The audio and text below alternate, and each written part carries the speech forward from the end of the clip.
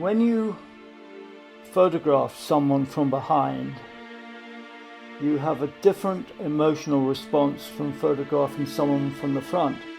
Firstly, it's a rejection, their backs are turned to you. But another interesting factor is that you can see what they're looking at. Whereas if someone's facing you, you never think that the subject is looking at the photographer.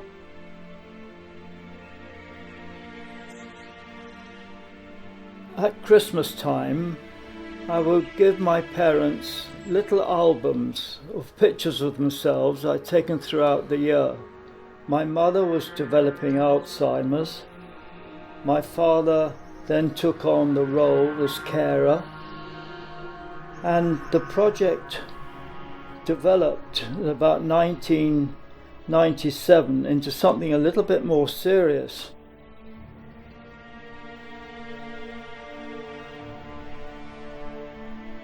I wanted to hold on to something that was slowly slipping away. Every day I would obsessively go to the windows of the house and record my parents. Making a huge collection, I've taken many thousands of pictures, thousands upon thousands.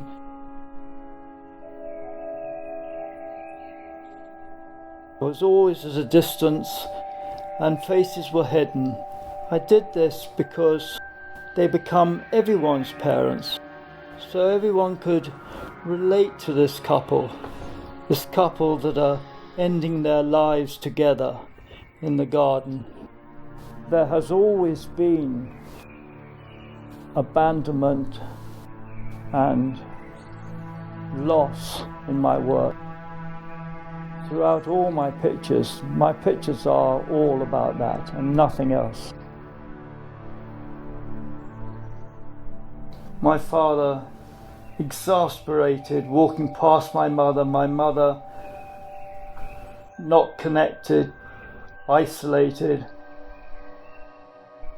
It's a painful picture for me to look at.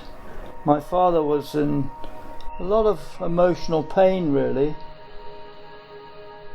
He was married to my mother for 60 years, and my mother was losing sense of herself. She used to say, the world doesn't look as the way as it used to look. And my father was kind of losing that relationship, and in the end, of course, I had the loss of them both.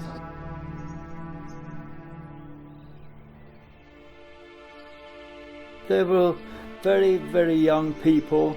My father was just a teenager, and I think the first time he set eyes on her, he wanted to marry her. He knew she was the one for him. And my mother desperately wanted to become a dancer, but she had to spend her time at home looking after her own father. In the family, there is a little cottage right by the sea in North Wales. I'd been all my life, ever since I was 5 or 6 or 7, I'd known the cottage. It was a fisherman's hut, just a shed and bunks, outside toilet. Now it's been much double glazed and it's got electricity and, modernized. But it was an ideal place that we could go away, and my father could care for my mother. At that time, she needed all the attention round the clock.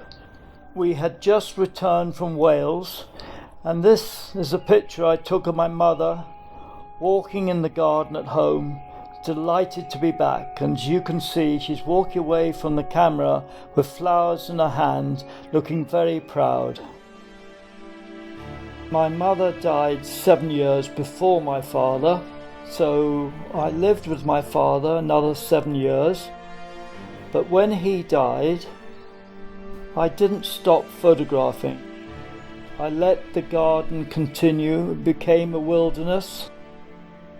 I was still taking more pictures.